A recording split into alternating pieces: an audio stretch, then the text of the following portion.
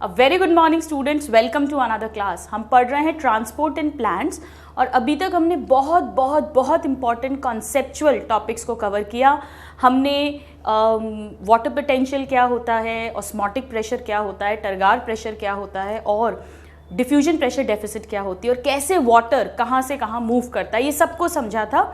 Students, मैं आज वापस एक बार क्लियर कर देती हूँ आगे बढ़ने से पहले, क्योंकि बहुत कन्फ्यूजन होता है बच्चों को। 3 टर्म्स हैं, turgid cell, flaccid cell and plasmolysed cell. Turgid का मतलब है जितना मैक्सिमम वाटर अंदर आ सकता था आ चुका है, कंप्लीटली टर्जिड है और इसी कारण से वॉल पर एक प्रेशर लग रहा है। दिस इज टरगार प्रेशर और इस सेल को कहेंगे कंप्लीटली टर्जिड सेल। अब और वाटर अंदर नहीं आ सकता है, no more water can come inside, it is completely turgid. इसीलिए हमने क्या कहा था, इसमें डीपीडी 0 हो जाएगा, यानी कि टरगार प्रेशर ऑस्मोटिक प्रेशर के बराबर हो गया। अब और पानी अंदर नहीं आ रहा है, कोई पानी की कमी नहीं है, डीपीडी 0 है। This is completely turgid cell. Flaccid cell का मतलब है हमने उसे आइसोटोनिक सॉल्यूशन में रखा हुआ है, यानी कि सेल के अंदर का कॉन्सेंट्रेशन, जो सेल के अंदर सैप है उसका कॉन्सेंट्रेशन और बाहर जो सॉल्यूशन है उसका कॉन्सेंट्रेशन बराबर है। ध्यान रखिएगा, ना पानी बाहर जा रहा है ना अंदर आ रहा है। इसका मतलब जितना पानी बाहर जा रहा है उतना पानी अंदर आ रहा है। The inflow and outflow of water is equal, there is no net flow of water, but water is going outside, water is coming inside and these two are equal. Turgid में जितना पानी अंदर आना था आ गया, अब कोई पानी अंदर नहीं आ रहा। इसमें पानी अंदर आ रहा है लेकिन जा भी उतना ही रहा है, आइसोटोनिक सॉल्यूशन की कंडीशन है। इस कंडीशन में कोई भी वॉल प्रेशर नहीं लग रहा, टरगार प्रेशर डेवलप नहीं हो रहा। फ्लैसिड कंडीशन में टरगार प्रेशर 0 होता है, इसीलिए डीपीडी ऑस्मोटिक प्रेशर के बराबर होता है। कि एक वर्ड ध्यान से सुनना, और इसीलिए पानी की कमी है और इसीलिए वाटर अंदर भी आ रहा है बाहर भी जा रहा है इक्वल अमाउंट में। ये फ्लैसिड है। और प्लाज्मोलाइज मतलब अगर आप उस सेल को हाइपरटोनिक सॉल्यूशन में रखेंगे, यानी सेल के अंदर हाइपोटोनिक कंडीशन है, सॉल्यूट्स कम है वाटर ज़्यादा है, बाहर के सॉल्यूशन में सॉलिड्स ज़्यादा है वाटर कम है, तो पानी वाटर सेल के अंदर से बाहर निकलेगा और निकलते निकलते जब काफ़ी वाटर बाहर एग्जिट हो जाएगा, एक्सोऑस्मोसिस होगा, तो प्रोटोप्लास्ट यानी जो प्लाज्मा मेम्ब्रेन है, साइटोप्लाज्म है, वो सेल वॉल से डिटैच हो जाएंगे। इसे कहते हैं प्लाज्मोलाइज्ड सेल। तो 3 कंडीशन है, कंप्लीटली टर्जिड, जब हम हाइपोटोनिक में रखेंगे वाटर कंप्लीटली अंदर आएगा, टरगार प्रेशर मैक्सिमम हो जाएगा इक्वल टू ऑस्मोटिक प्रेशर, कोई कमी नहीं रहेगी, डीपीडी 0 हो जाएगा, कोई पानी अब अंदर नहीं आएगा। Second, flaccid condition, isotonic solution में जब सेल को रखते हैं, नेट फ्लो ऑफ वाटर 0 है, जितना अंदर आ रहा है पानी उतना बाहर जा रहा है, टरगार प्रेशर डेवलप नहीं हो रहा है, वो 0 है, यानी DPD is equal to osmotic pressure है। और थर्ड कंडीशन, जब हाइपरटोनिक सॉल्यूशन में सेल को रखेंगे तो वाटर का लॉस हो रहा है फ्रॉम द सेल, जिसके कारण से टरगार प्रेशर नेगेटिव हो रहा है और सेल प्लाज्मोलाइज्ड कंडीशन में आ रहा है। DPD will be equal to OP plus TP. So ये तीनों कॉन्सेप्ट्स बिल्कुल क्लियर कर लीजिएगा, यहाँ कोई कंफ्यूजन नहीं होना चाहिए। चलिए आइए, अब हमने लास्ट क्लास में एक क्वेश्चन के साथ क्लास खत्म की थी कि बारिश के मौसम में, रेनी सीजन में हमारे घर के खिड़की दरवाजे फूल जाते हैं, क्यों फूल जाते हैं, why do they swell up. और पुराने ज़माने में जब डायनामाइट्स नहीं थे तब कैसे पत्थरों को, चट्टानों को तोड़ा जाता था सड़क बनाने के लिए या वहाँ पर सिविलाइजेशन डेवलप करने के लिए। आइए पढ़ते हैं उसी का बेसिक फंडामेंटल, जिसे कहते हैं इम्बाइबिशन। बहुत क्वेश्चंस आते हैं, क्या है ये इम्बाइबिशन, इसको ध्यान से समझना, और फिर एनसीईआरटी से बच्चों को इस पे बहुत कंफ्यूजन होता है, वो भी हम सॉल्व करेंगे। इम्बाइब का क्या मतलब होता है, इसमें एक वर्ड है इम्बाइबिशन। इम्बाइब का क्या मतलब होता है, बहुत सिंपल सी बात है। सपोज करिए कि आप मेरे फ्रेंड हैं और मेरे अंदर डिसिप्लिन उतना अच्छा नहीं है, अनुशासन नहीं है, मैं उतना अच्छे से डिसिप्लिन मेंटेन नहीं कर पाती लाइफ में, बट आपके अंदर बहुत अच्छी क्वालिटी है डिसिप्लिन की। तो मैंने ये क्वालिटी आपसे ले ली, मैंने ये क्वालिटी आपसे इम्बाइब कर ली अपने अंदर, आपसे ग्रहण कर ली अपने अंदर, आपसे सीखा, अपने समझा, पहले मेरे माइंड में गई और अब वो धीरे धीरे मेरे कैरेक्टर के अंदर आ जाएगी। And now I will also become a discipline person just like you. तो इम्बाइब का इंग्लिश में मतलब ही होता है ग्रहण करना, एब्जॉर्ब करना, इसका मतलब ही होता है। यहाँ क्या मतलब है इम्बाइबिशन का साइंस में, बायो में हम इसे कैसे पढ़ रहे हैं, कैसे रिलेट करें इस बात को इस इंग्लिश वाली डेफिनेशन से, समझिएगा। मान लीजिए ये एक कोई सॉलिड है, ड्राई। सपोज करिए ये आपने एक बादाम ले लिया। अब आप कहोगे मैडम ऐसा बादाम नहीं देखा, बिल्कुल मैंने भी नहीं देखा, चलिए शेप चेंज करते हैं। ये बादाम है, ठीक है, या मुनक्का ले लेते हैं, आप सबने रेजिन्स खाए होंगे, किशमिश ले लीजिए। आपने इसको वाटर में रख दिया, भिगो दिया, मम्मी देती होंगी ना बादाम, किशमिश, मुनक्के भिगो के रात को, तो सुबह हम क्या देखते हैं कि ये फूल गया, ऐसा हो गया। आप सबने नोटिस किया होगा, नहीं किया तो आज ही बादाम और मुनक्के मम्मी से रात को सोक करवाइए और सुबह देखिए उसको और फिर खा भी लीजिए। It is very very healthy for our health. तो बेसिकली हम देखते हैं कि ये फूल गया। ये कैसे हुआ? एक्चुअली हम जानते हैं कि ये जो बादाम, ये जो रेजिन था या आमंड था, या अगर हम अपने घरों की बात करें, हम लकड़ी की बात करें, दरवाज़ा जो बना हुआ है तो लकड़ी, सूखी लकड़ी, वुड थी, ड्राई वुड थी, ये सब ड्राई सॉलिड्स हैं।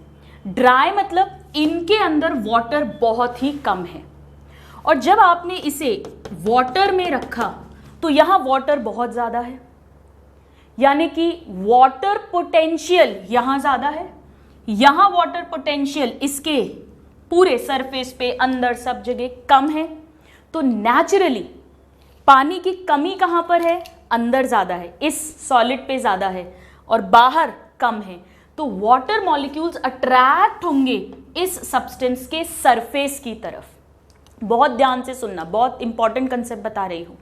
तो ये वाटर मॉलिक्यूल इसके पास अट्रैक्ट होंगे। क्यों अट्रैक्ट होंगे? उसके दो कारण हैं। नंबर वन, इस वाटर, ये जो भी सॉल्यूशन में, वेसल में हमने पानी रखा है, उसमें जो वाटर पोटेंशियल है और इसके सरफेस पे जो वाटर पोटेंशियल है, उसके बीच में एक डिफरेंस है, एक ग्रेडियंट क्रिएट हो गया है, जिसके कारण से water will try to equalise this difference, और वाटर जो है वो मूव करेगा टुवर्ड्स इट्स सरफेस। अब क्या कंडीशन होगी?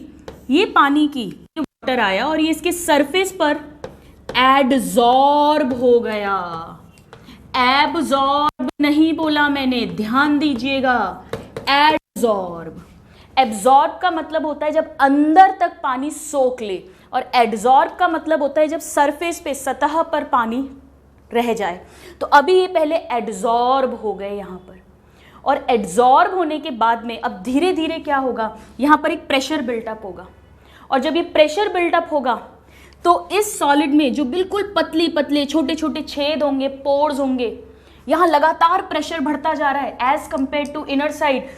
और हम ये भी जानते हैं कि अंदर बिल्कुल ड्राई है, तो यहाँ वाटर आ गया, यानी अब वापस से सरफेस और अंदर के बीच में भी एक वाटर प्रेशर ग्रेडियंट एस्टैब्लिश्ड है, तो फिर ये वाटर अंदर चला जाएगा,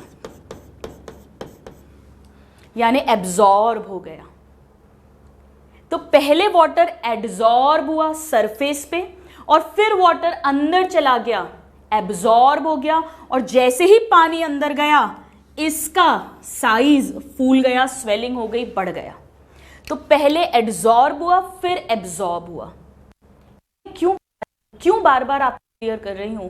क्योंकि एक्चुअली इम्बाइबिशन का मतलब होता है एडजॉर्प्शन ऑफ वाटर या liquid on the surface of solids. और ये सॉलिड कैसे होने चाहिए? वाटर लविंग या water heating? Naturally water loving, तभी तो वाटर को अट्रैक्ट करेंगे, यानी हाइड्रो वाटर, और लविंग को हम फिलिक बोलते हैं, हाइड्रोफिलिक सॉलिड्स होने चाहिए। So adsorption of water on the surface of hydrophilic solids is called imbibition. Later on it will lead to absorption of that water inside and thus the volume will increase. किसका volume बढ़ रहा है? Liquid का या solid का? Solid का, जिसके अंदर वो लिक्विड एब्जॉर्ब हो रहा है। सोच कर बताइएगा कि ये जो घटना घटी, ये जो इवेंट हुआ, क्या ये एक तरह का डिफ्यूजन है? बिल्कुल है। डिफ्यूजन का क्या मतलब होता है? हायर कॉन्सेंट्रेशन से लोअर कॉन्सेंट्रेशन की तरफ किसी भी सब्सटेंस का मूव करना। यहां पर वो लिक्विड है और लिक्विड यहां बाहर हायर कॉन्सेंट्रेशन में है। ये ड्राई बादाम या मुनक्का या किशमिश या वुड या सीड है। आप अंकुरित करते हैं, स्प्राउट्स करते हैं, उसका भी यही प्रोसेस होता है। मूंग, मोट, चना रात को भिगो दीजिए, सुबह फूल जाते हैं। छोले की सब्जी मम्मी बनाती हैं, राजमा बनाती हैं, क्या करती हैं? उसको भिगो देती हैं, थोड़ी देर सोक कर देती हैं वाटर में। वाटर और उस राजमा या छोले का जो सरफेस है, सबसे पहले वो उस पर एब्जॉर्ब होता है और फिर अंदर घुस जाता है, जिससे वो थोड़ा फूल जाता है। आपने देखा होगा। तो यहां पर भी वाटर का मूवमेंट क्यों हुआ? क्योंकि वाटर का एक ग्रेडियंट, वाटर प्रेशर का ग्रेडियंट एस्टैब्लिश था और हायर प्रेशर से लोअर प्रेशर की तरफ वाटर मूव करा। यानी इम्बाइबिशन क्या है? ये क्यों एब्जॉर्प्शन हो रहा है? एक तरह का डिफ्यूजन ही है, जिसमें पहले लिक्विड एड्सॉर्ब होगा, फिर एब्जॉर्ब होगा, जिसके कारण से वॉल्यूम बढ़ जाएगा। और जब ये एड्सॉर्ब होगा तो ये प्रेशर भी क्रिएट करेगा, जिसे हम इम्बाइबिशन प्रेशर कहते हैं।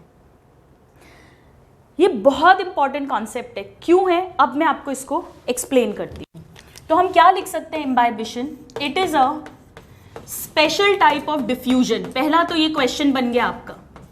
ऑस्मोसिस भी क्या है? स्पेशल टाइप ऑफ डिफ्यूजन, क्योंकि water moves from higher water concentration to lower water concentration. जहां पानी ज्यादा है वहां से जहां पानी कम है, यहां भी तो यही हो रहा है।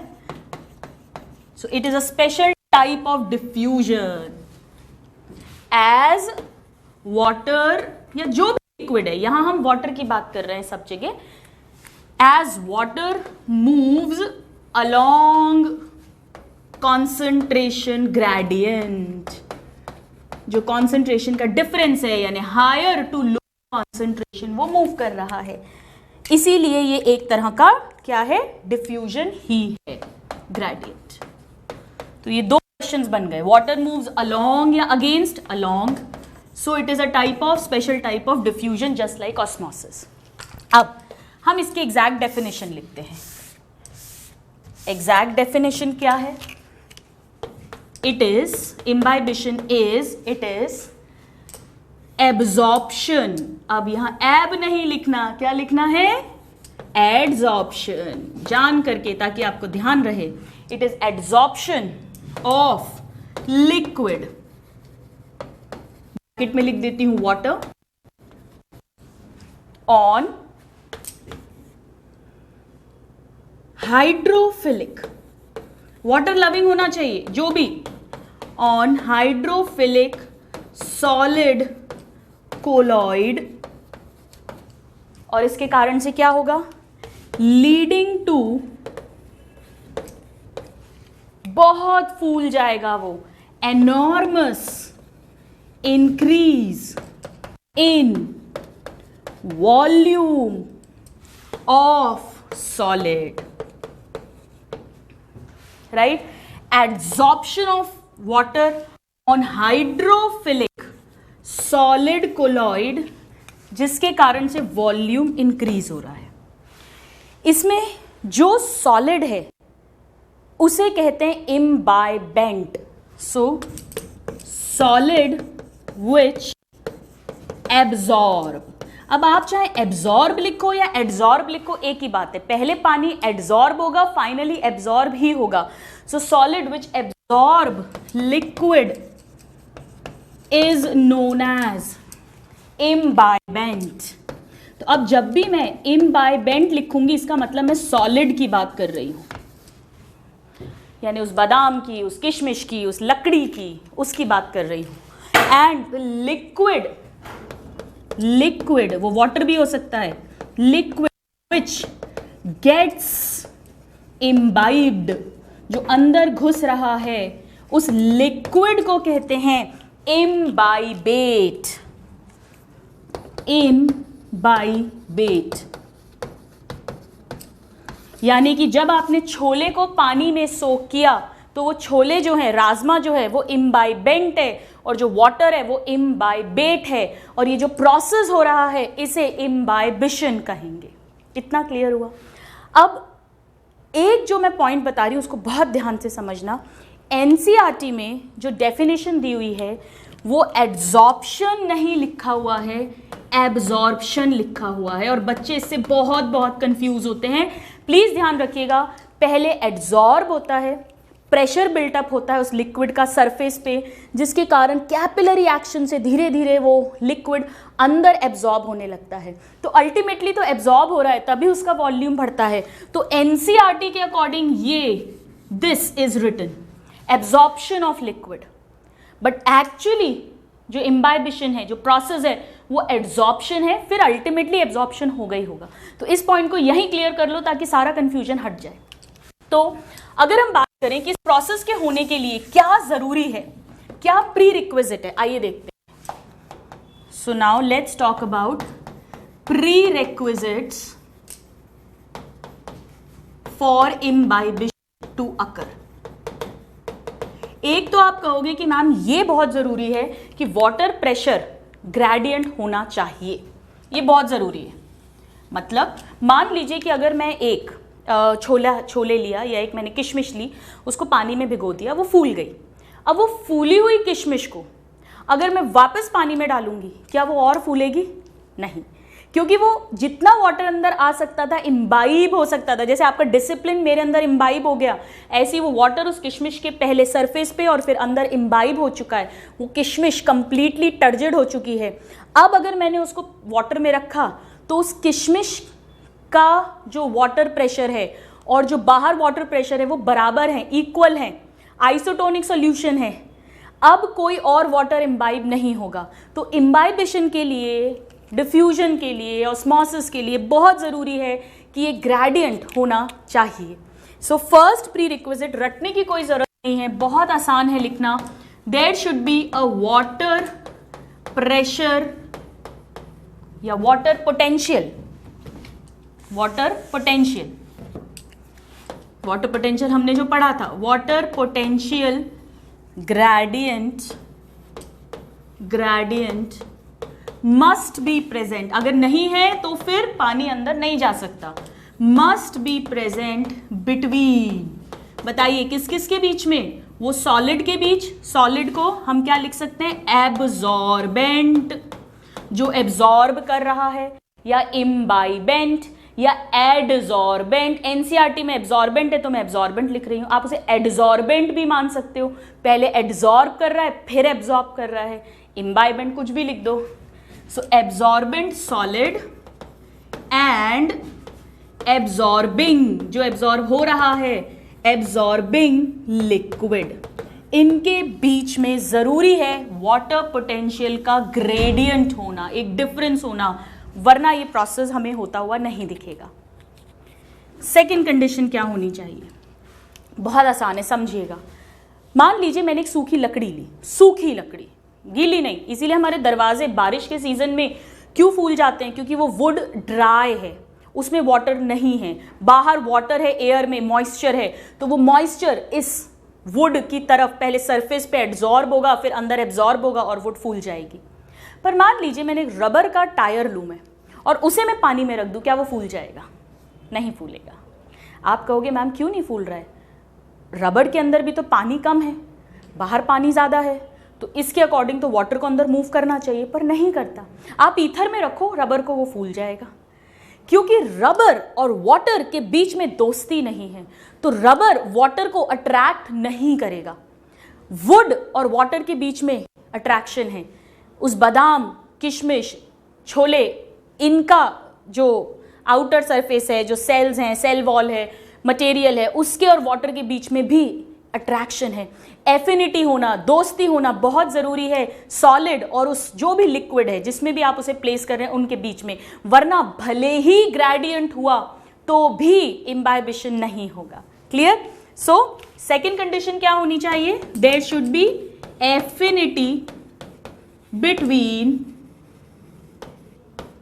एडजॉर्बेंट। अब चाहे आप एडजॉर्बेंट लिखो, चाहे एब्जॉर्बेंट लिखो, चाहे इम्बाइबेंट लिखो, एंड लिक्विड इम्बाइब्ड, जो लिक्विड इम्बाइब हो रहा है उसके बीच में और सॉलिड के बीच में एनसीईआरटी में इस पॉइंट में एब्जॉर्बेंट लिखा है, इस पॉइंट में एड्सॉर्बेंट लिखा है और जनरल डेफिनेशन में एब्जॉर्प्शन लिखा है। वो सब पॉइंट्स मैंने क्लियर कर दिए, बात एक ही है लेकिन। And this is a reversible process, it is a reversible process. इसीलिए हमारे घर के जो वुडन डोर्स हैं, विंडोज हैं, वो रेनी सीजन में स्वेल हो जाते हैं और जैसे ही बारिश का मौसम खत्म होता है वापस से अब बाहर ड्राई हो गया है, इनके अंदर पानी है, again water will move out of these would into atmosphere और ये वापस अपने नॉर्मल साइज पे आ जाएंगे। सो it is a reversible process. आइए इसके एग्जाम्पल्स लिखते हैं क्या है। सो बेसिकली पहले देखते हैं चेंजेस क्या क्या हुए हैं। सो चेंजेस अकरिंग ड्यूरिंग इम्बाइबिशन, बताइए क्या क्या चेंज हुआ है।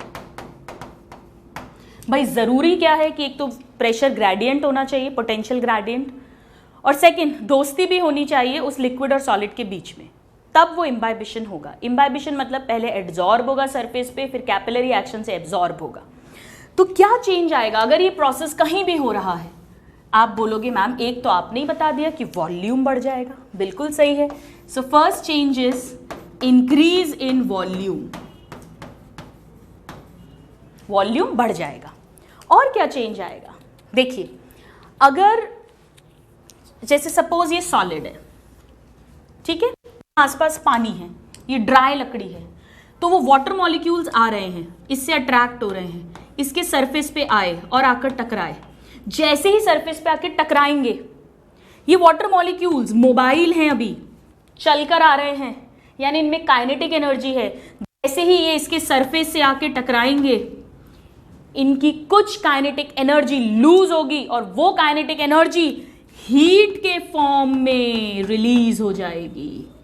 यानी इम्बाइबिशन के प्रोसेस में एक हीट जनरेट होगी, प्रोड्यूस होगी, और ये हीट को हम कहते हैं हीट ऑफ वेटिंग या हीट ऑफ हाइड्रेशन, क्योंकि ये पानी के मॉलिक्यूल्स, वाटर या लिक्विड जो भी आप ले रहे हैं, उसके सरफेस पर जब वो एड्सॉर्ब हो रहा है, स्ट्राइक कर रहा है, और काइनेटिक एनर्जी जो लूज कर रहा है, और वो kinetic, because energy can neither be created nor be destroyed, it can only be converted from one form to another. तो काइनेटिक एनर्जी हीट एनर्जी में कन्वर्ट हो जाएगी, जिसके कारण से एक हल्का सा हीट का प्रोडक्शन होगा, ये भी एक चेंज होगा। So second change is production of heat, production of heat. तो हम क्या कहेंगे इस हीट को? नोन एज, क्योंकि ये वाटर या लिक्विड के मॉलिक्यूल्स के टकराने से हो रही है, हीट ऑफ हाइड्रेशन या heat of waiting, heat of waiting. तो अब मैं आपसे पूछती हूं, मुझे सोचकर बताइएगा कि इम्बाइबिशन का जो प्रोसेस है, जो कि एक तरह का डिफ्यूजन है, जहां पर वाटर हायर वाटर कॉन्सेंट्रेशन से लोअर वाटर कॉन्सेंट्रेशन की तरफ मूव कर रहा है, ये रिएक्शन एक एक्सोथर्मिक रिएक्शन है या एंडोथर्मिक रिएक्शन है? एक्सोथर्मिक मतलब जहां पर एनर्जी रिलीज होती है, हीट जनरेट होती है। एंडोथर्मिक मीन्स जहां पर हीट एब्जॉर्ब होती है। बताइए, यहां पर हीट प्रोड्यूस हो रही है, यानी ये कैसी रिएक्शन है? क्वेश्चन आएगा तो एक्सोथर्मिक रिएक्शन। यहां पे थर्मिक, थर्मल एनर्जी, हीट, एक्सो मीन्स बाहर, रिलीज हो रही है। ये कौन सी हीट एनर्जी है? वही काइनेटिक एनर्जी वाटर मॉलिक्यूल्स ने करी है, क्योंकि अभी वो मूव कर रहे थे, उनमें काइनेटिक एनर्जी थी, अब वो सरफेस पे आके ठहर गए, और जैसे ही वो सरफेस पे आकर ठहरे, एड्सॉर्ब हुए, कुछ काइनेटिक एनर्जी लूज हुई और हीट एनर्जी में कन्वर्ट हो गई। सो इट इज एक्सोथर्मिक रिएक्शन। एक और चेंज हुआ है, मैं आपको बता चुकी हूं थोड़ी सी देर पहले। मैंने आपको बताया था कि जब ये वाटर मॉलिक्यूल सरफेस पे आकर रुकेंगे तो एक प्रेशर बिल्टअप होगा, और उसी के कारण से फिर ये अंदर एब्जॉर्ब होंगे। उस प्रेशर को कहते हैं इम्बाइबिशन। प्रेशर बिल्कुल डिफिकल्ट नहीं है याद रखना भाई, इम्बाइबिशन का प्रोसेस हो रहा है तो उससे जो प्रेशर क्रिएट हो रहा है वो इम्बाइबिशन प्रेशर है। सो थर्ड पॉइंट हो जाएगा इम्बाइबिशन प्रेशर। इम्बाइबिशन प्रेशर ये भी क्रिएट हो रहा है, इसे हम कहते हैं आईपी, इम्बाइबिशन प्रेशर। तो तो बहुत जरूरी है उनके बीच में दोस्ती होना, एक प्रेशर ग्रेडियंट होना, जिसके कारण से लिक्विड पहले एड्सॉर्ब होगा सॉलिड के सरफेस पर, और वो सॉलिड कैसा होना चाहिए जिसकी उसके लिए दोस्ती हो, और फिर प्रेशर बिल्टअप होगा, हीट जनरेट होगी, और इस प्रेशर के कारण से वो लिक्विड एब्जॉर्ब होगा, जिसके कारण से फाइनली वॉल्यूम इंक्रीज होगा। This is imbibition. अब हम देखते हैं कि कैसे इस इम्बाइबिशन का यूज नेचर ने किया और कैसे पुराने समय में प्री हिस्टोरिक मैन ने किया। Please note this.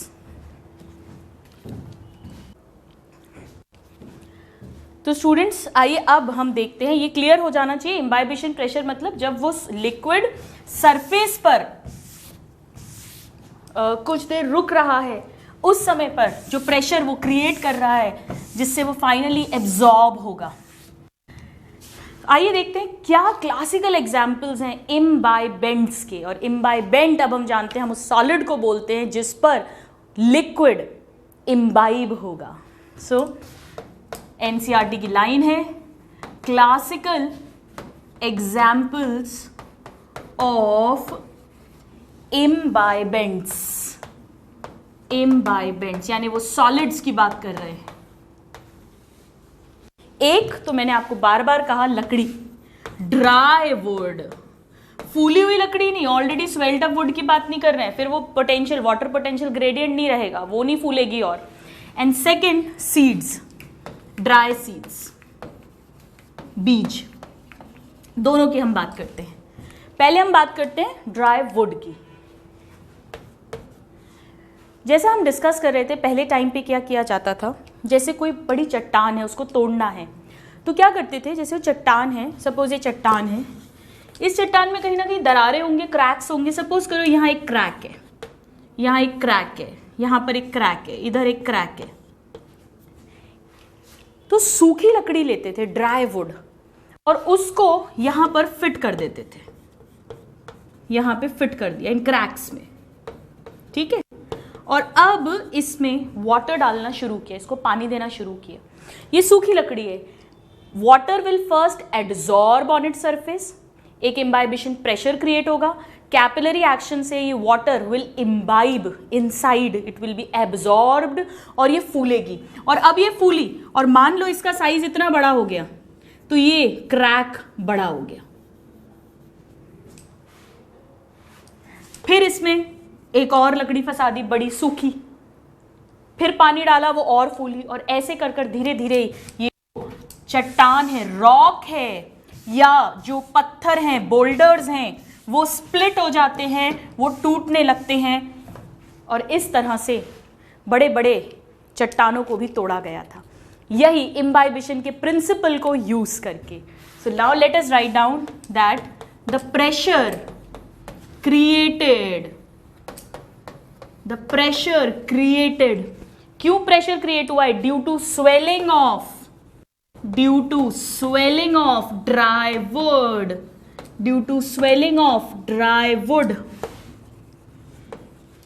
this pressure was used by, NCERT की लाइन है ये, प्री हिस्टोरिक मैन, पुराने समय में इतना सिविलाइजेशन नहीं था, टू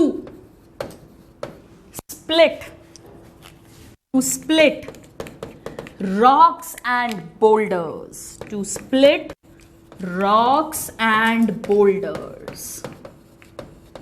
यही ड्राई वुड की स्वेलिंग जो हुई है इम्बाइबिशन के कारण, जो वो स्वेल करा, उसकी वॉल्यूम बढ़ी, ये जो प्रेशर क्रिएट हुआ और इससे ये दरारें बढ़ गई।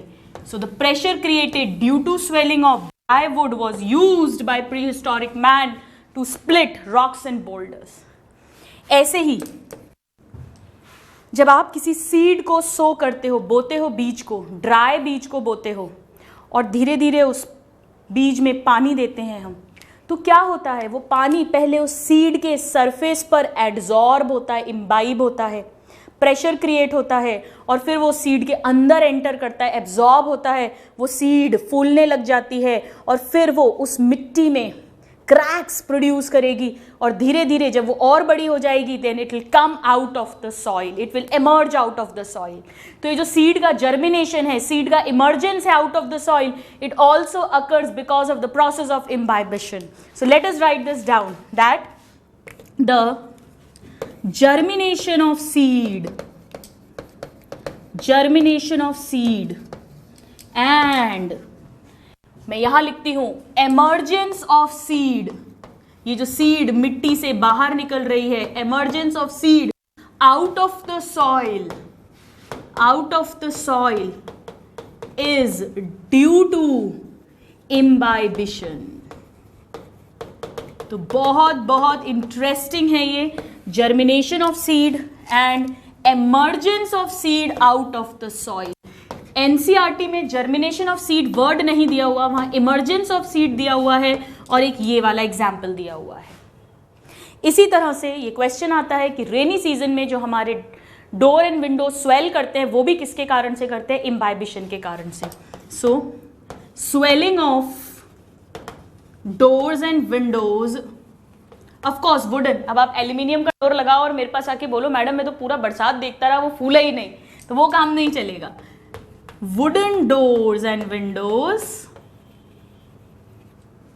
इन रेनी सीजन, क्योंकि बाहर मॉइस्चर ज्यादा है, पानी ज्यादा है, पोटेंशियल ग्रेडियंट क्रिएट होगा और लकड़ी वुड और वाटर के बीच में दोस्ती एफिनिटी भी है तो वो वाटर को अट्रैक्ट करेगी।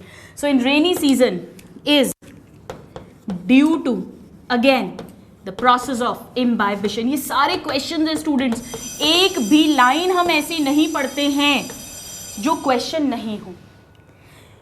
तो हर सब्सटेंस का, अगर हम वाटर के विथ रिस्पेक्ट टू बात करें, हम यहाँ पे वाटर की बात कर रहे हैं, वाटर को एब्जॉर्ब इम्बाइब करने की कैपेसिटी अलग अलग होती है, यानी इम्बाइबिशन प्रेशर क्रिएट करने की कैपेसिटी अलग अलग होती है या पावर ऑफ इम्बाइबिशन अलग अलग होता है। अब क्वेश्चन आता है कुछ कॉमन सब्सटेंसेस हैं उनके बीच में कंपैरिजन करके कि किस में इम्बाइबिशन का पावर ज़्यादा है, हम वही लिखने वाले हैं ट्रिक के साथ। सो पावर ऑफ इम्बाइबिशन, जितना पावर होगा उतना ही इम्बाइबिशन प्रेशर भी क्रिएट होगा। तो ध्यान रखिए, आपसे ऐसे भी पूछ सकते हैं कि कुछ 4 ऑप्शंस दे दिए कि इम्बाइबिशन प्रेशर सबसे ज़्यादा कौन क्रिएट करेगा, वही जिसमें पावर ऑफ इम्बाइबिशन सबसे ज़्यादा होगा, यानी सबसे ज़्यादा वाटर मॉलिक्यूल्स अट्रैक्ट करेगा सरफेस पर। अगर हम पावर ऑफ इम्बाइबिशन की बात करें तो यहाँ पर हमें एक ट्रिक याद रखनी है। ट्रिक बहुत सिंपल है, PSC public service commission. So public service commission, but हम ट्रिक थोड़ा सा कैसे याद रखेंगे, PSC पर हमने P के नीचे 3 भी लिख दी। अब इस ट्रिक को हम डिकोड करते हैं, इसकी ट्रिक है ये। हम प्लांट्स की अगर बात करें तो जो फाइकोकोलॉइड्स हैं, फाइकोकोलॉइड्स मीन्स जो एल्गी से सब्सटेंसेस मिलते हैं, जैसे अगर आपने नाम सुना होगा रेड एल्गी से मिलता है। हम बायोटेक्नोलॉजी में 12th में पढ़ेंगे, जितने भी जेल बनाते हैं वो सब अगर को यूज करके बनाते हैं। तो phycocolloids which includes agar it has maximum power of imbibing water. So best is phycocolloids. ये हो गया पहला P, फर्स्ट P फाइकोकोलॉइड्स में ब्रैकेट में लिखती हूं अगर। बेस्ट। इससे कम पावर होती है पेक्टिन में। पेक्टिन हम जानते हैं जो सेल वॉल है, प्राइमरी सेल वॉल का मेन कंपोनेंट होता है, एक पॉलीसैकेराइड है, बायोमॉलिक्यूल्स में हम पढ़ते हैं।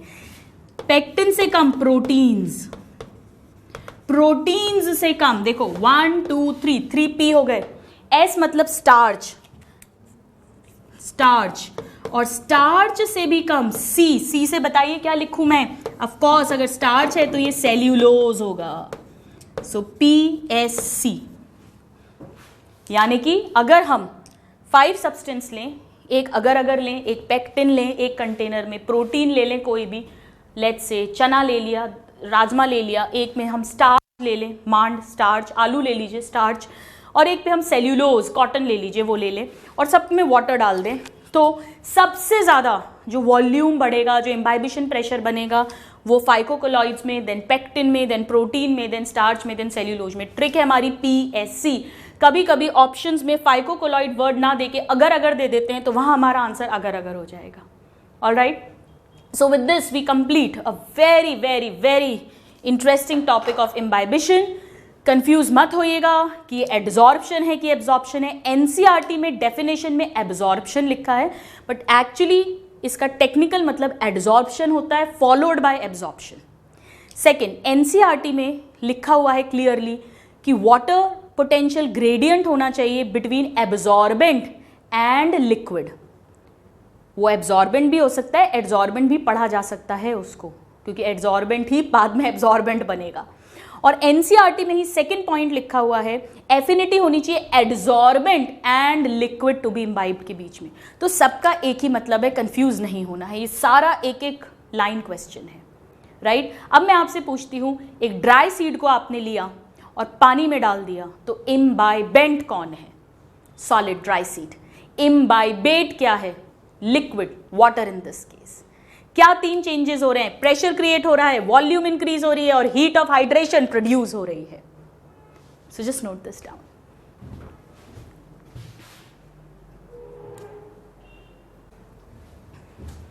स्टूडेंट्स, इसी के साथ प्लांट वाटर रिलेशनशिप्स कंप्लीट होती हैं। हमने देखा कि कैसे प्लांट और वाटर के बीच में water potential, turgor pressure, osmotic pressure, DPD, imbibition जो कि एक स्पेशल टाइप का डिफ्यूजन ही है, ऑस्मोसिस भी एक स्पेशल टाइप का डिफ्यूजन है, ये सारे प्रोसेसेस होते हैं।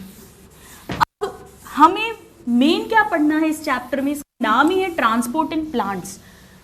किन चीज़ों का ट्रांसपोर्ट होना है प्लांट्स में? एक तो रूट्स वाटर एब्जॉर्ब करेंगे और उसे पूरे प्लांट तक पहुंचाना है, एक एक लीफ तक, स्टेम तक, फ्रूट तक, फ्लावर तक, सब जगह, बिकॉज वाटर हर जगह ज़रूरी है। इवन फोटोसिंथेसिस में भी CO2 प्लस H2O, उसी से फूड बनता है। दूसरा, फूड जो लीव्स प्रिपेयर कर रही हैं उसे भी हमें स्टेम, फ्रूट, फ्लावर, रूट सब जगह पहुंचाना है। तो ट्रांसपोर्ट हमें फूड का भी करना है, वाटर का करना है, मिनरल्स का करना है, हार्मोन्स जो प्रोड्यूस होंगे उनका हमें ट्रांसपोर्ट करना है, इन सब का हमें ट्रांसपोर्ट करना है। अभी तक जो हमने इस चैप्टर में पढ़ा वो बेसिक्स था। अब हम पढ़ेंगे कि आखिर प्लांट्स में इन सारे प्रोसेसेस में से, चाहे वो पैसिव डिफ्यूजन हो, फैसिलिटेटेड डिफ्यूजन हो, या एक्टिव ट्रांसपोर्ट है, या ऑस्मोसिस है, कैसे क्या चीज़ कैसे एक्चुअली ट्रांसपोर्ट हो रही है। और हम जानते हैं कि प्लांट्स में दो तरह का ट्रांसपोर्ट मैंने आपको फर्स्ट क्लास में बताया था, short distance and long distance. Short distance में तो कोई प्रॉब्लम नहीं है, हमें पता है वाटर है तो ऑस्मोसिस के थ्रू, डिफ्यूजन के through substances from their higher concentration to lower concentration आराम से जा सकते हैं। लेकिन यहाँ पर डिस्टेंस बहुत लंबे लंबे हैं, रूट से लेके टिप तक जाना है पेड़ की। हो सकता है वो पेड़ पीपल का पेड़, बरगद का पेड़, पाइन्स, कितने लंबे लंबे प्लांट्स हैं। तो आखिर इनमें किस तरह से होगा ये ट्रांसपोर्ट, यही अब हमारा नेक्स्ट टॉपिक है, जिसका नाम है, हम हेडिंग लिखेंगे, long distance transport in plants. ये तो शॉर्ट डिस्टेंस ट्रांसपोर्ट है। फर्स्ट लेक्चर में ही मैंने आपको बताया था कि शॉर्ट डिस्टेंसेस के लिए एक्टिव, पैसिव, अब एक्टिव में सिंपल डिफ्यूजन, फैसिलिटेटेड डिफ्यूजन, ये सब होते हैं। ऑस्मोसिस एक टाइप का डिफ्यूजन ही है। लेकिन लॉन्ग डिस्टेंस कैसे हो? क्या हम सिर्फ डिफ्यूजन से, एक्टिव ट्रांसपोर्ट से ही रूट से टिप तक, या टिप पे अगर कोई लीफ है तो उससे रूट तक, क्या हम लंबे लंबे डिस्टेंस, कई मीटर के डिस्टेंस नहीं कवर कर सकते क्या? तो एक तो हमें ये आंसर करना है कि हम सिंपल डिफ्यूजन से, सिंपल एक्टिव ट्रांसपोर्ट से क्या हम ये लॉन्ग डिस्टेंस ट्रैवल करवा सकते हैं चीज़ों को। दूसरा, हमें ये डिस्कस करना है कि अगर नहीं करवा सकते हैं तो फिर ये कैसे ट्रांसपोर्ट हो। तो दो क्वेश्चन हमारे माइंड में आते हैं। आइए हम पहला क्वेश्चन को आंसर करते हैं, फर्स्ट क्वेश्चन को आंसर करते हैं, क्या हम डिफ्यूजन से ट्रांसपोर्ट कर सकते हैं? देखिए, एक सिंपल सा फैक्ट है कि अगर आपको एक प्लांट सेल के अक्रॉस कोई सब्सटेंस को डिफ्यूज करवाना है, यानी वो हायर कॉन्सेंट्रेशन में है वहाँ से लोअर कॉन्सेंट्रेशन में पहुँचवाना है, तो एक टिपिकल प्लांट सेल की अगर हम बात करें तो वो करीब 50 माइक्रोन होता है। 1 माइक्रोन 10⁻⁻6 मीटर होता है। इतना आप लोग ने फिजिक्स केमिस्ट्री में पढ़ा है। तो यानी कि डिफ्यूजन अक्रॉस, डिफ्यूजन अब आप जानते हो higher concentration to lower concentration, कोई भी सब्सटेंस का passage. So diffusion across a typical plant cell और ये लाइन है एनसीईआरटी की, रटी होनी चाहिए कि टिपिकल प्लांट सेल का साइज होता है 50 माइक्रोन या माइक्रोमीटर, टेक्स अबाउट 2.5 सेकेंड्स यानी 2.5 सेकेंड्स।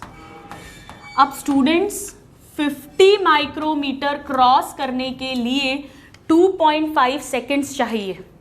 तो अगर इतने ऊंचे ऊंचे पेड़, इतना लंबा लंबा डिस्टेंस, मीटर्स में डिस्टेंस को ट्रैवल करवाना पड़ेगा तो कई घंटे लग जाएंगे, और इतना लंबा टाइम नहीं है। रूट्स ने पानी एब्जॉर्ब किया और मान लीजिए कि 40 डेज के बाद में वो ऊपर पहुंच रहा है, तो ऊपर वाला जो एरिया है वो तो वैसे ही डिहाइड्रेशन से पहले ही डाई आउट हो जाएगा, मर जाएगा। या जो ऊपर की जो लीव्स है उन तक वाटर ही नहीं पहुंचा, वो फोटोसिंथेसिस ही नहीं कर पाएंगी, तो बाकी प्लांट को भी अप्रोप्रिएट अमाउंट में फूड नहीं मिलेगा, वो भी डाई आउट हो जाएगा। तो इतना टाइम हमारे पास में नहीं है। हमारे पास में टाइम नहीं है कि हम यहाँ से साउथ ट्रेन से जाएं 4 दिन का टाइम लगाकर। हमारा तो शाम को इंटरव्यू है वीज़ा का यूएस निकलने का, तो हमें तो 2 घंटे में पहुँचना है। क्या करोगे बताइए? आप कहोगे मैम ये कैसी बात कर रहे हो, आप फ्लाइट का टिकट लेंगे और फ्लाइट में बैठ के चले जाएंगे। बिल्कुल यही बात यहाँ हो रही है। सिर्फ डिफ्यूजन से, सिर्फ एक्टिव ट्रांसपोर्ट से ये लंबे लंबे डिस्टेंसेस प्लांट्स में नहीं ट्रैवल हो सकते हैं।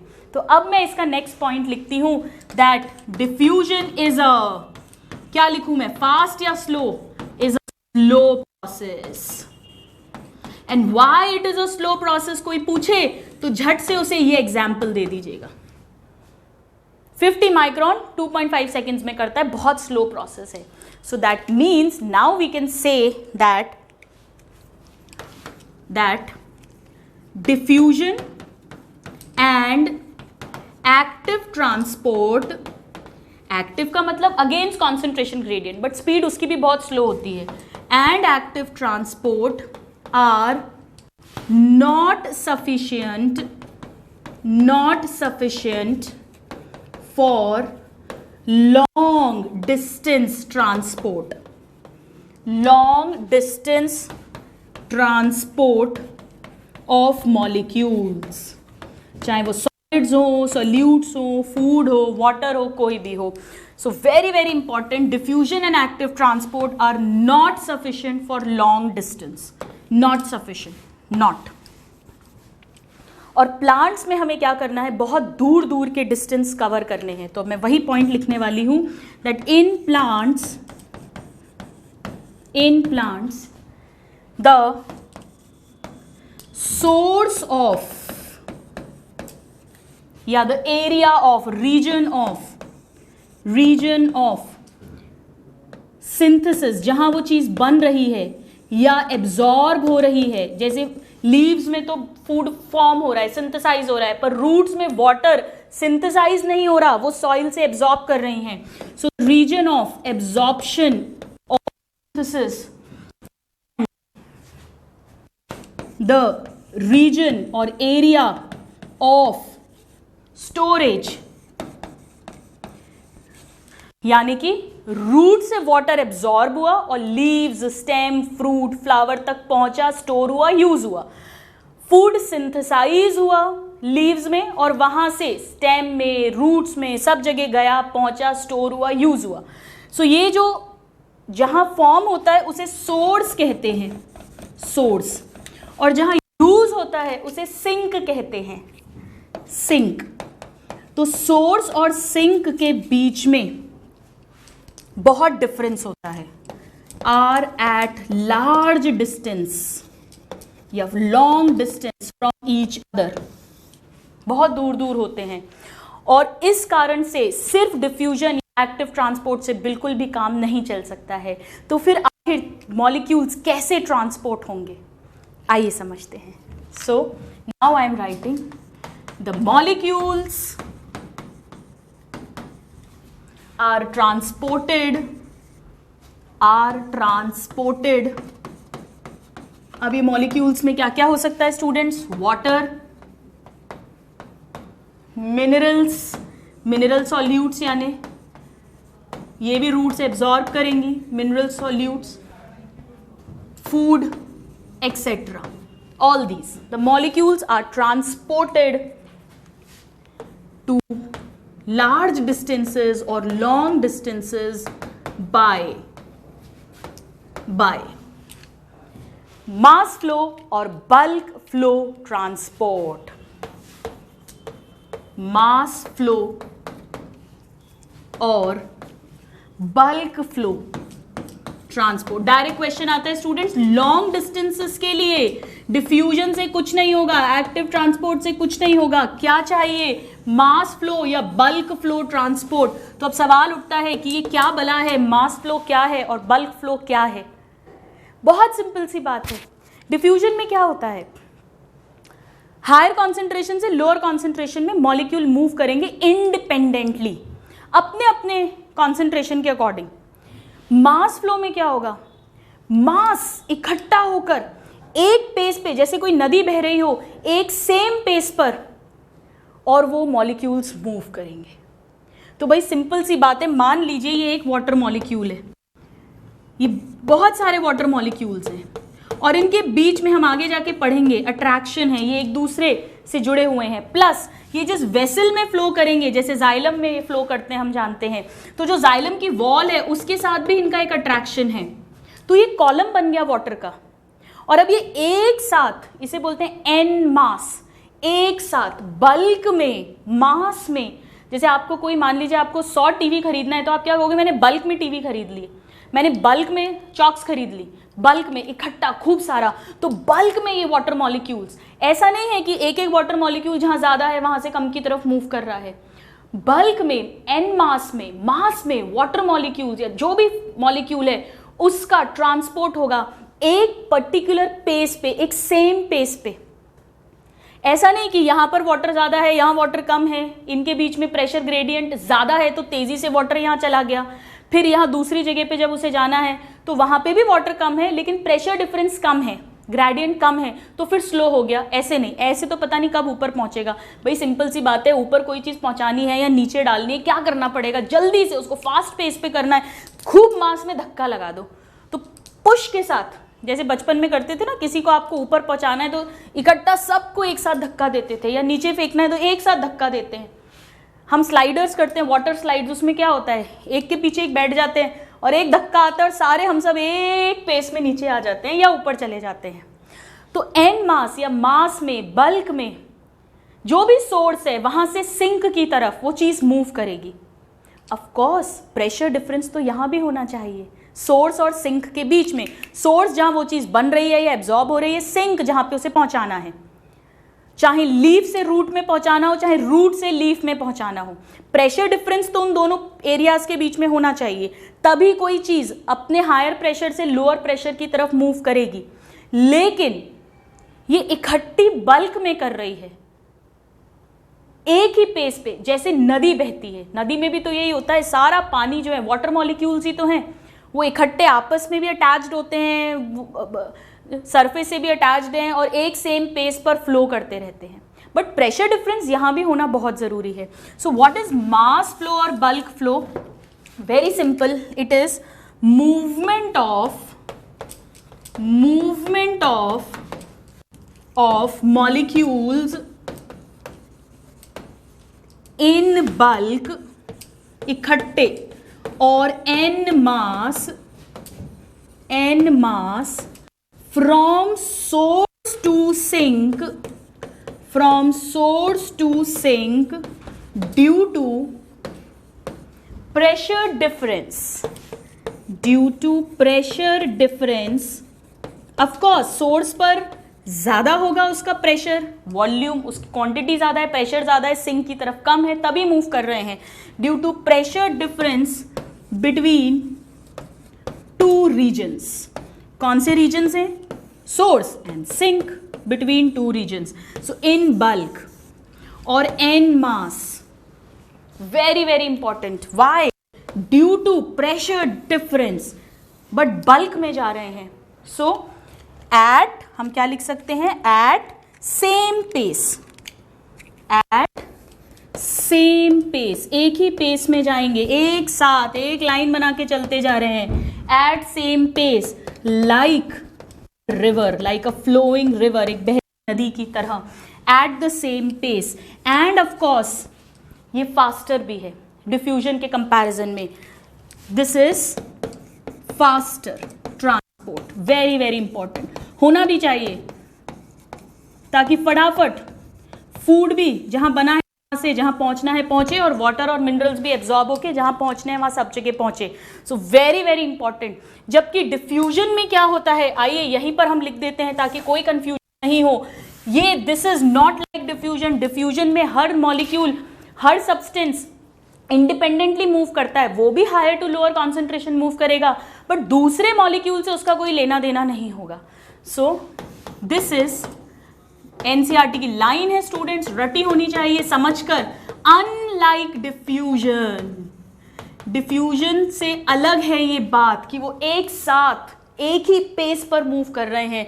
This is unlike diffusion where substances move independent of each other, independent of each other। यहां पर एक दूसरे पे डिपेंडेंट हैं, एक झुंड बनाया हुआ है, एक बल्क बनाया हुआ है, और फिर मूव कर रहे हैं एक सेम पेस पर और फास्टर पेस पर, तेजी के साथ, एक सी स्पीड में बहुत तेजी के साथ मूव कर रहे हैं। Please note this.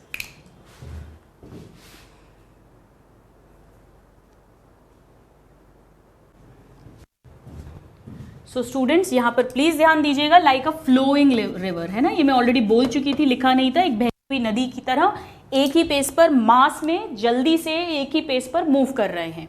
और यहाँ पर डिफ्यूजन में एक दूसरे से इंडिपेंडेंट मूव करते हैं, कोई मास नहीं बनाते, just according to their concentration gradient, अपने अपने कॉन्सेंट्रेशन ग्रेडियंट के according higher to lower concentration की तरफ मूव करते हैं, but independent of each other. और यहां पर ये डिपेंडेंट है। मास फ्लो और bulk flow is what it is, the movement of, हम क्या कह सकते हैं, मूवमेंट ऑफ मॉलिक्यूल्स और substances, right, movement of molecules. अच्छा मैंने लिख दिया था यहां पे, कोई बात नहीं। मास फ्लो और bulk flow, movement of molecules in bulk, in mass, en masse from source to sink due to pressure difference between these two regions. Very very important. यानी हम कह सकते हैं कि लॉन्ग डिस्टेंस, एनसीईआरटी की line है, long distance transport in plants cannot be accomplished by diffusion alone। ना सिर्फ डिफ्यूजन, ना एक्टिव ट्रांसपोर्ट, इससे अकेले से काम नहीं चलेगा। डेफिनेटली हमें बल्क फ्लो की जरूरत है। Can not be accomplished by diffusion alone. तो हमें इतना तो समझ में आ गया। यहां देखिएगा, इतना सब पढ़ने के बाद हमें यह समझ में आ गया है कि प्लांट्स में बहुत दूर दूर तक चीजों को पहुंचाना है। डिफ्यूजन की जो हमें रेट पता चली है, उस रेट से तो कई महीने साल लग जाएंगे और वो पेड़ पहले ही मर जाएगा, वाटर फूड नहीं पहुंच पाएगा डिफ्यूजन से, सिंपल। तो हमें बल्क ट्रांसपोर्ट से पहुंचाना पड़ेगा। अब सवाल ये उठता है कि बल्क ट्रांसपोर्ट से कैसे पहुंचाएं? क्या कोई स्पेशल वेसल्स हैं? क्योंकि प्लांट्स के पास हार्ट नहीं है जो प्रेशर के साथ में ब्लड को पूरी बॉडी में पहुंचा दे। प्लांट के पास कोई सर्कुलेटरी सिस्टम नहीं है, ब्लड वेसल्स नहीं है। प्लांट के पास कोई इंटरस्टिशियल फ्लूइड भी नहीं है एनिमल्स की तरह। पर प्लांट्स के पास कंडक्टिंग टिश्यू है। हम एंजियोस्पर्म्स की बात कर रहे हैं, उनके पास जाइलम है, फ्लोएम है। सो ये ट्रांसपोर्ट कैसे होगा? Bye means of xylem and phloem. और इसे प्रूव करने के लिए एक एक्सपेरिमेंट किया गया था। आइए देखते हैं क्या है वो एक्सपेरिमेंट और क्या एक्सपेरिमेंट ये प्रूव करता है। दिया हुआ एनसीईआरटी में पढ़ना जरूरी है। बहुत सिंपल एक्सपेरिमेंट है, बिल्कुल रटने का कुछ भी रटने, अगर अपन समझ लें। क्या करा साइंटिस्ट ने, एक ट्विग ली, यानी एक डाली, डंडी ली, जिस पर एक वाइट फ्लावर लगा हुआ था, ट्रांसपेरेंट सी थी ये, और इसे इसका एक ऑब्वियसली इसको एक पेड़ से कट किया होगा और इसे एक कलर्ड वाटर में रख दिया, कलर्ड पानी में रख दिया। ठीक है, मैं कलर्ड बना देती हूँ, पिंक कलर से बना देते हैं। ये कलर्ड वाटर में रख दिया। तो कुछ घंटे बाद उन्होंने क्या देखा कि इस डाली का, इस ट्विग का कलर भी चेंज हो रहा है। ये चेंज हो रहा है। क्यों हुआ होगा ये चेंज? धीरे धीरे पूरा चेंज हो जाएगा। ये प्रूव करता है कि वाटर जरूर इस ट्विग के अंदर गया है, इस डाली के अंदर गया है और ऊपर जा रहा है, और वैसे वैसे ये डाली भी कलरफुल होती जा रही है, ट्विग कलर्ड होती जा रही है। और क्योंकि हमने ट्रांसपेरेंट सी ट्विग ली थी, तो साइंटिस्ट ने इसको ऑब्जर्व किया, इसको स्टडी किया, तो उन्होंने देखा कि इसके अंदर पतली पतली वेसल्स हैं। हम पढ़ चुके हैं एनाटॉमी ऑफ फ्लावरिंग प्लांट बहुत अच्छे से, बहुत सारी स्टोरीज और ट्रिक्स के साथ, जिसे जाइलम कहते हैं। तो इस एक्सपेरिमेंट से पता चल गया कि जाइलम के थ्रू ये वाटर एक्चुअली ट्रांसपोर्ट हो रहा है। कैसे हो रहा है वो हम पढ़ेंगे। तो इस एक्सपेरिमेंट में क्या किया, अ ट्विग, ऐसा लिखते हैं, अ कट ट्विग, ये ऐसा लिखते हैं, a twig with a white flower at its end was cut and put in colored water. After some time या after some hours or some time, it turned colored. यानी ये तो पक्की बात है कि कलर्ड वाटर को उसने एब्जॉर्ब किया है और वो मूव कर रहा है। और ये साइंटिस्ट ने देखा कि it proved that movement of water, आप घर पे भी एक्सपेरिमेंट करके देख सकते हो। ये the movement of water occurs through conducting vessels or conducting tissue, mainly xylem. तो वाटर का कंडक्शन कौन करता है स्टूडेंट्स? जाइलम करता है, मेनली जाइलम, राइट। और फूड का फ्लोएम। और ये जो ट्रांसपोर्ट है, बल्क में जो ट्रांसपोर्ट हो रहा है लंबे लंबे डिस्टेंसेस में in conducting tissue xylem and phloem के थ्रू, इसे ही कहते हैं ट्रांसलोकेशन। अब हम डेफिनेशन लिखते हैं ट्रांसलोकेशन की। ट्रांसलोकेशन क्या है? ट्रांसपोर्ट ही है, पर बल्क में जब ट्रांसपोर्ट होता है जाइलम फ्लोएम के थ्रू, उसे हम ट्रांसलोकेशन कह देते हैं। सो what is translocation? The bulk movement of, या ट्रांसपोर्ट, बल्क ट्रांसपोर्ट भी कह सकते हो, बल्क मूवमेंट और बल्क ट्रांसपोर्ट ऑफ सब्सटेंसेस, अब चाहे वो फूड हो, वाटर हो, मिनरल्स हो, of substances over long distances bye conducting और वस्कुलर टिश्यू। हमने एनाटॉमी में पढ़ा है कंडक्टिंग टिश्यू या वस्कुलर टिश्यू किसे कहते हैं? जाइलम एंड फ्लोएम को। That process is called translocation. तो अब हम एक वर्ड कह सकते हैं कि प्लांट्स में लॉन्ग डिस्टेंस ट्रांसपोर्ट होता है बाय ट्रांसलोकेशन। और ट्रांसलोकेशन का मतलब है बल्क में मूवमेंट होना थ्रू जाइलम एंड फ्लोएम। और बल्क मूवमेंट का मतलब है एक सेम पेस पे, फास्टर रेट पे सब्सटेंसेस मूव करेंगे from source to sink due to pressure difference. Clear? तो कुछ भी रटना नहीं है, बहुत अच्छे से समझना है, हर लाइन पर क्वेश्चन आता है। सो क्या क्या इंपॉर्टेंट है इसमें? ये बल्क मूवमेंट है लॉन्ग डिस्टेंसेस पे बाय जाइलम एंड फ्लोएम।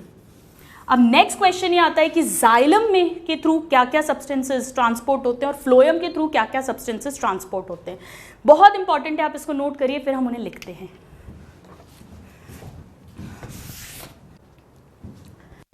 तो आइए स्टूडेंट्स, अब हम जो नेक्स्ट पॉइंट पढ़ रहे हैं बहुत इंपॉर्टेंट है। इस पॉइंट पे भी डायरेक्ट क्वेश्चन आते हैं कि जाइलम के थ्रू क्या क्या ट्रांसलोकेट होता है। और अब आप ट्रांसलोकेट का मतलब जानते हो, बल्क में ट्रांसपोर्ट होता है, या फ्लोएम के थ्रू क्या क्या है जो बल्क में ट्रांसपोर्ट होता है यानी ट्रांसलोकेट होता है, राइट। एनसीईआरटी में थोड़ा सा लैंग्वेज ऐसा दिया हुआ है कि जब इस ट्विग को आप कट करके कलर्ड वाटर में डालेंगे, then after few hours the colour of twig will change. एक ही बात है, हमने वही समझा है। आइए देखते हैं। नाउ जाइलम ट्रांसलोकेट्स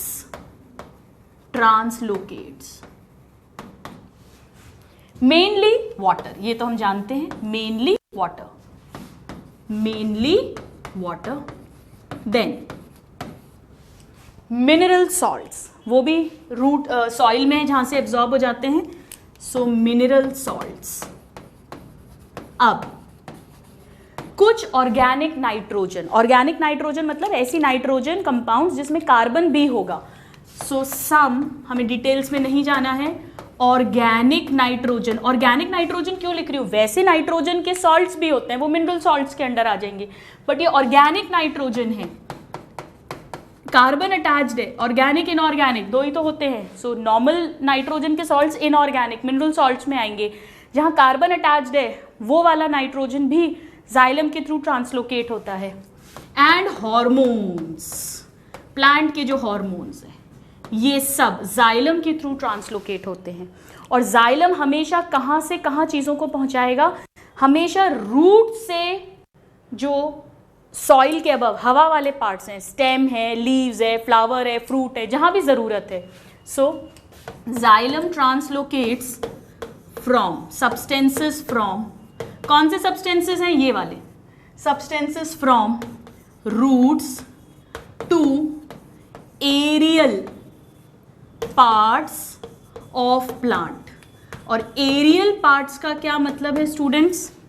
जो भी हवा में है, मिट्टी के ऊपर, ग्राउंड लेवल के ऊपर, stem, leaves, fruits, flowers etcetera, right? So from roots to aerial parts, all these substances, very important information, right? very important। यानी कि ये कंडक्शन कैसा हो गया? यूनिडायरेक्शनल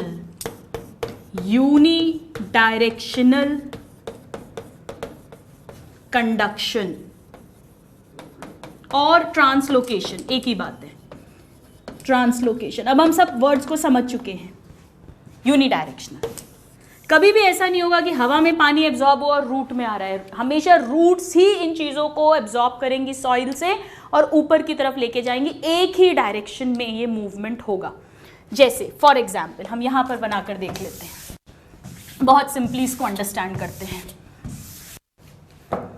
ये सपोज ग्राउंड लेवल है, राइट? और ये मैं रूट सिस्टम बना देती हूँ। लेट्स से ये रूट्स हैं, ये स्टेम है, और ये हम कुछ लीव्स बना देते हैं। मैंने 2 लीव्स बना दी। वाटर, मिनरल सॉल्ट्स, ये हमेशा सॉइल से, ये सॉइल है, यहाँ से रूट्स में एब्जॉर्ब होंगे। कैसे होंगे हम पढ़ेंगे। और जाइलम वेसल के थ्रू, ये सब जाइलम वेसल है, लीव में जाएंगे। हमें पता है, हमने एनाटॉमी में पढ़ा था, लीव में जो वेन्स हैं उनमें जाइलम फ्लोएम होता है। ऐसे ही ये इधर सीधे ये एक जाइलम वेसल चली गई, ये इस रूट में चली गई, ये जाइलम। तो डायरेक्शन एक ही है, this way, like this, from roots to aerial parts, like this, from roots to aerial parts, unidirectional. ठीक है, सिंगल डायरेक्शन है, लाइक दिस। नाउ फ्लोएम में क्या होता है, आइए देखते हैं। ये हो गया जाइलम।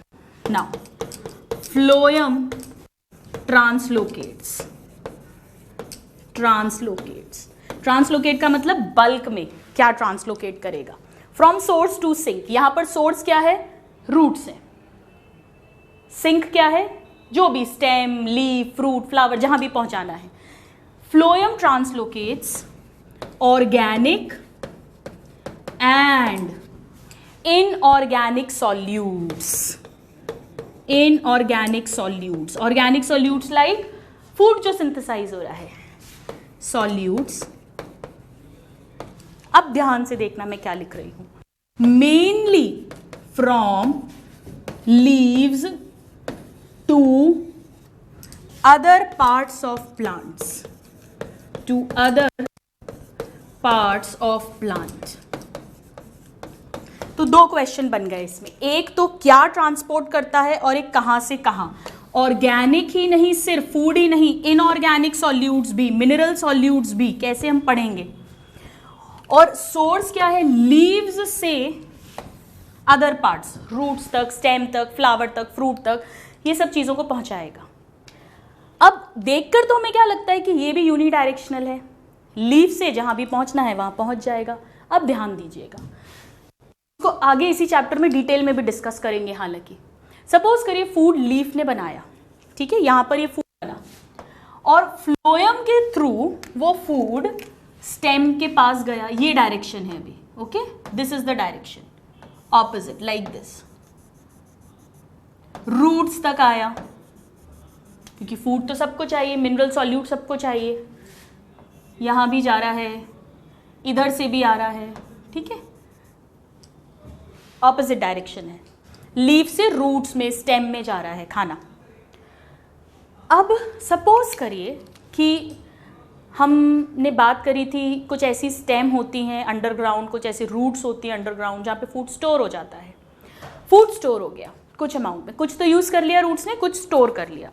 अब स्टोर करने के बाद में अनफेवरेबल कंडीशन आया, अनफेवरेबल कंडीशन में फोटोसिंथेसिस कम हो गया या बंद हो गया होना, या पतझड़ आया, ऑटम आया, सारे पत्ते झड़ गए, लीव्स ही नहीं है। जब लीव्स नहीं होंगी तो फोटोसिंथेसिस भी नहीं हो रहा है और फूड भी फॉर्म नहीं हो रहा है। अब क्या होगा, अब बताइए, वो फूड कहाँ स्टोर कर लिया था हमने इमरजेंसी के लिए, रूट्स में, और अब वो फूड कहाँ से कहाँ जाने लग जाएगा, रूट से स्टेम की तरफ।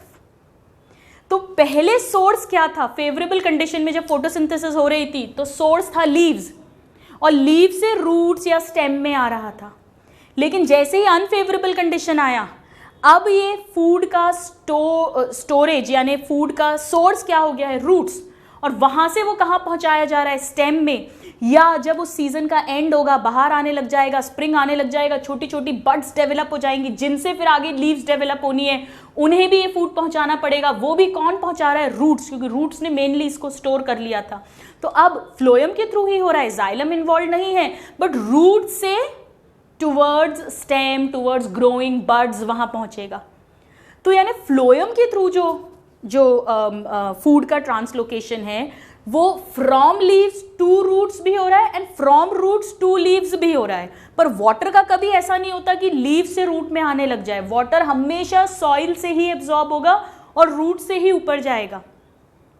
तो इसीलिए जाइलम के थ्रू जो ट्रांसलोकेशन है वाटर का, मिनरल सॉल्ट्स का, वो यूनिडायरेक्शनल होता है, जबकि फ्लोएम के थ्रू जो ट्रांसलोकेशन है उसे बाय डायरेक्शनल या मल्टी डायरेक्शनल बोलते हैं। नीट 2019 में ही इस पर बेस क्वेश्चन भी आया है कि फ्लोएम के थ्रू जो ट्रांसपोर्ट है वो बाय डायरेक्शनल, या तो मल्टी डायरेक्शनल ऑप्शन हो तो वो बेस्ट है, वरना बाय डायरेक्शनल।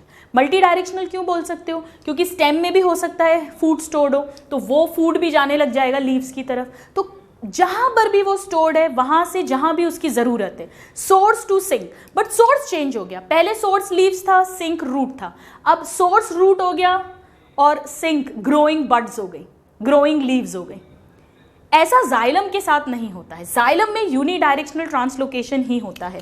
बस इसी पॉइंट को अब मैं यहां लिखने वाली हूं, translocation through phloem is multidirectional, first choice, या बाय डायरेक्शनल, मल्टी डायरेक्शनल और bidirectional translocation occurs through phloem.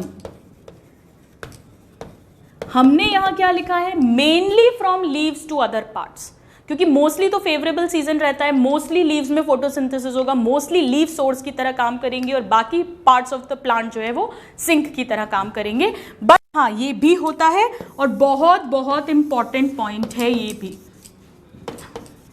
तो क्या क्या ट्रांसपोर्ट होता है जाइलम और फ्लोएम के थ्रू, कहां से, फ्रॉम वेयर टू वेयर कहां ट्रांसपोर्ट होता है, और यूनी या बाय डायरेक्शनल है, ये तीनों इंपॉर्टेंट क्वेश्चंस हैं। तो आज हमने इसको नोट कर, पहले आप इसको नोट करो फिर हम एक और बात करते हैं।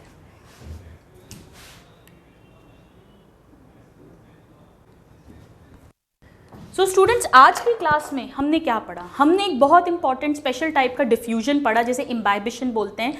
in which the water or the liquid first gets adsorbed on the surface of solid, hydrophilic solid colloid, then gradually it gets absorbed.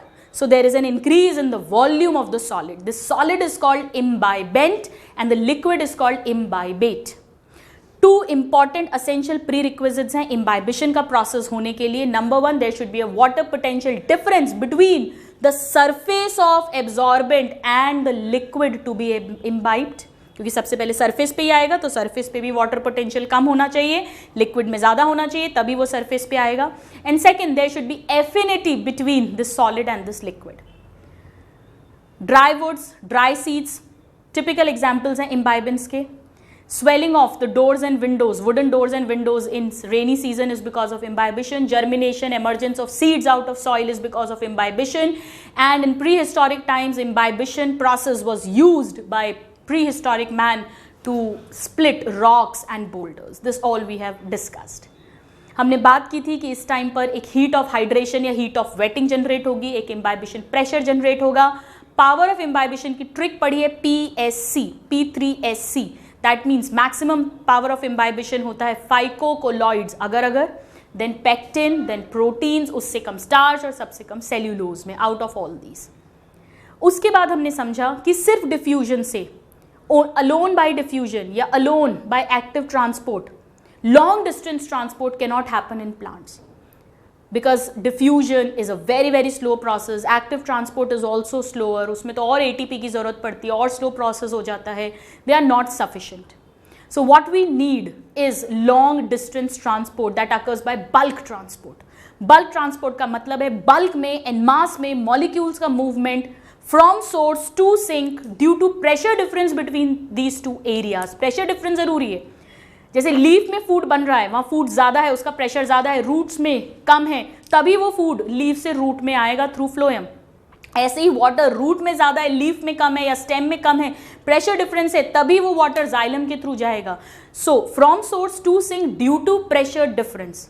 Just like a flowing river, सारे मॉलिक्यूल्स एक साथ मूव करेंगे सेम पेस पर faster rate में, which is unlike diffusion.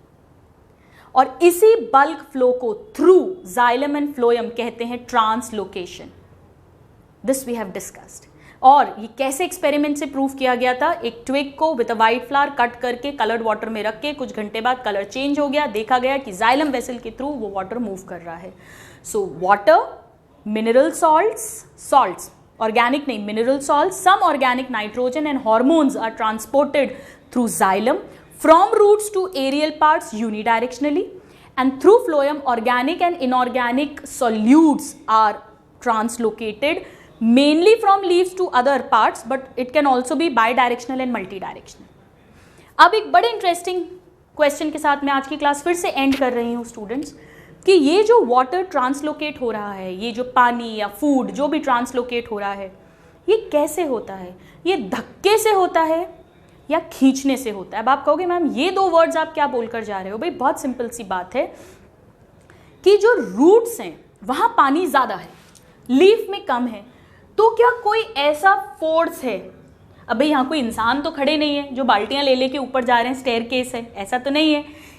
क्या root में कोई ऐसा प्रेशर है जो इस पानी को धक्का दे रहा है, या लीफ के पास कोई ऐसा प्रेशर है जो इस पानी को खींच रहा है? ऐसे ही ये फूड जो यहाँ बना है, क्या लीफ के पास ऐसा कोई प्रेशर है जो इस फूड को धक्का दे रहा है, पुश कर रहा है टुवर्ड्स स्टेम और टुवर्ड्स रूट जहाँ प्रेशर कम है, या इन रूट स्टेम के पास कोई ऐसा प्रेशर है जो इस फूड को पुल कर रहा है? क्योंकि किसी भी चीज़ के ट्रांसपोर्ट के दो तरीके हो सकते हैं, पुश या पुल. जैसे अगर आप को आना है यहाँ पर, तो या तो आप पुश कर आइए अपने आप को, आप दौड़ कर आइए, या मैं आपको पुश कर लाऊं. पुश एंड पुल क्या टेक्निकल वर्ड्स हैं उनके लिए? क्या उसका मतलब है? क्या उस एनसीईआरटी की लाइन का मतलब है जो ये कहता है कि बल्क ट्रांसपोर्ट पुश से होता है या पुल से होता है या दोनों से होता है? ये सब कुछ हम डिस्कस करेंगे नेक्स्ट क्लास में, और हम स्टार्ट करेंगे ट्रांसपोर्ट ऑफ वाटर. हम एग्जैक्ट मैकेनिज्म पढ़ेंगे. अब हम बेसिक्स पढ़ चुके हैं कि कैसे सॉइल से रूट्स में पानी जाता है और कैसे फिर रूट से वो स्टेम और लीव्स तक थ्रू जाइलम पहुंचता है। इसके लिए आपको वापस से, आप आज भी पढ़कर आए होंगे, लेकिन वापस से रूट की एनाटॉमी को एक बार देखकर आना है। All these questions we are going to solve in the next class. Till then, a very, very happy learning and have a good day. Thank you.